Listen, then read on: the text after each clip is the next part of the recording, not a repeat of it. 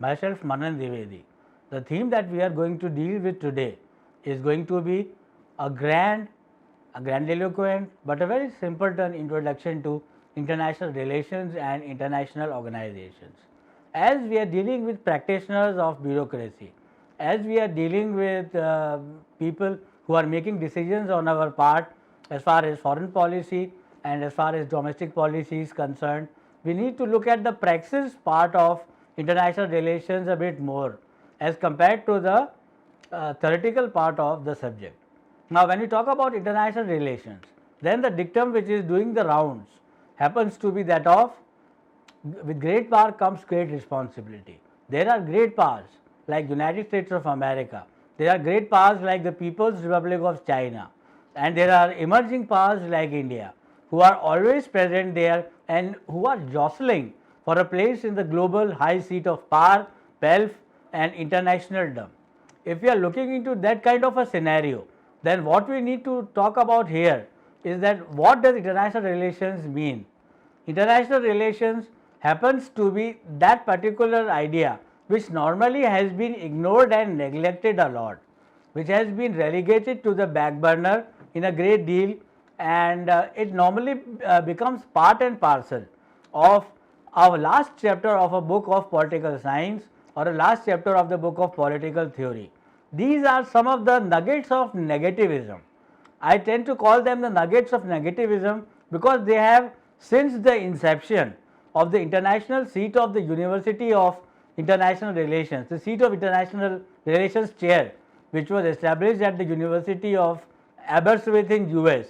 Since then, international relations has not become a mainstream social science subject or a mainstream social science idea, which needs to be contested and which needs to be promoted by the scholars of international relations and by other practitioners too, in the form of the ambassadors, the consulate people, and in the form of the kind of teaching and the syllabi which is prepared by people in India. Now, international relations deals with state actors or the unit actors being the part of the entire exercise. Now, we can understand international relations much better if we look at it through the prism of national interest and through the prism of power. Now, we have a very commonly formulated billiards ball model. When we talk about this billiards ball model, then what we need to understand is that all the colorful ping pongs, all the colorful balls which are there on the billboard table, they are the ones which can be played around, and the nations are made similar to these colorful billiard balls. And there is a joker stick actor which happens to be any strong country. It might be not to your liking, but it might be the United States of America, which is the stick, and the billiard balls are the states or the countries. So, this is a systemic interpretation of international relations and international politics. This is one part of it. And when we talk about international relations, then we need to realize that diplomacy, the tenets of international law, and the idea of international institutionalism, which is coming to us through the UN portal and through the current controversy concerning the World Health Organization, they happen to be the ones, these ideas happen to be the ones which were an initiator element. They were a precursor element as far as the discipline of international relations is concerned. When we talk about international relations, then diplomacy comes to the fore. When we talk about diplomacy, then the power games and the legerdemain between the various nations comes to the fore. And the reason why nations need to rise up happens to be that of power and prestige for themselves in the larger international system or the larger international ecosystem. In this syllabi which we are going to deal with, we are going to deal with a theoretical lesson through the writings of Dr. Martin White, who rolled out his article, that is which is termed as is there any international relations theory or not, wherein he once again raised this trouble, this conjoined international trouble about international relations not being the core discipline in most of the universities and the criterion of academics all across the globe.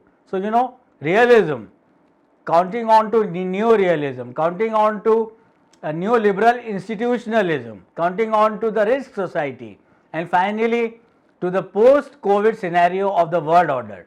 These happen to be the ideas. We are living in a post-truth age wherein we always need to be aware of what is good for us and what is bad for us.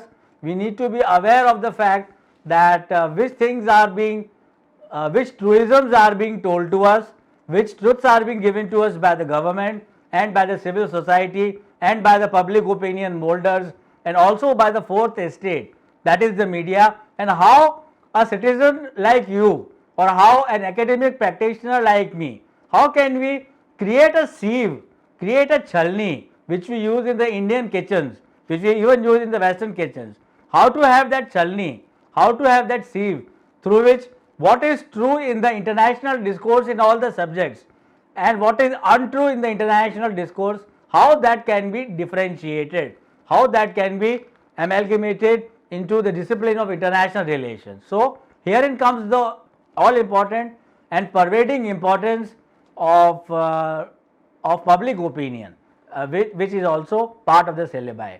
We are generally concerned about Great Past 2, wherein America and India relations are going to be talked about. We are going to talk about how there has been a systemic change in the camaraderie and bonhomie between India and United States of America through the coming in of Prime Minister Modi, and how Modi element, the Howdy Modi Jamboree in Houston, how the address of Prime Minister Modi in the Madison Square Garden, and how did the other ideas as reflected in the Trump-Modi summit at Motera, how they have actually cemented a very fragile and a very negativized relationship between India and United States of America. So, even the Americans have said this, that whenever time comes, India has to now take up one offense.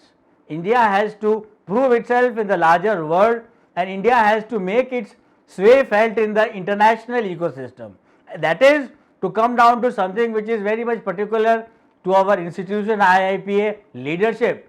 Big leadership is the issue, and we need to talk about leadership, that how India can become the leader not of the third world, not of the non-aligned countries, and not in the strictly constrained sense of international, in the sense of a strategic autonomy, but in the larger sense of the global polity in a neoliberal age. So, that is going to be one of the key concerns as far as the syllabi on international relations is concerned. And we are also going to look into our immediate neighbors. That is, when we talk about our neighbors, we are going to talk about the Islamic Republic of Pakistan, we are going to talk about PRC, the People's Republic of China, and how India has had a checkered relationship with these twin countries, which fortunately or unfortunately happen to be our immediate neighbors, with which India shares thousands of kilometers of boundary and the border. So, this is going to be one part of it. Apart from this, we are going to look into the international geo-economics part of it too, wherein we are going to concentrate upon the Bretton Woods institutions. We are going to concentrate upon how did in the year 2000, how did China become the member of the World Health Organization, and how all of this led to the present fracas or the present compendium of events, which happens to be difficult for countries like America and India to handle. So, what we need to actually understand is that how institutions have grown in the international relations world, and how United Nations can still be bequeathed with the service of India as a nation state as a permanent member of a United Nations Security Council. That how India needs to sway its arms, how India needs to become entangled in the world geopolity, and all this has a specific strain, a specific undercurrent of geo-economics attached to it.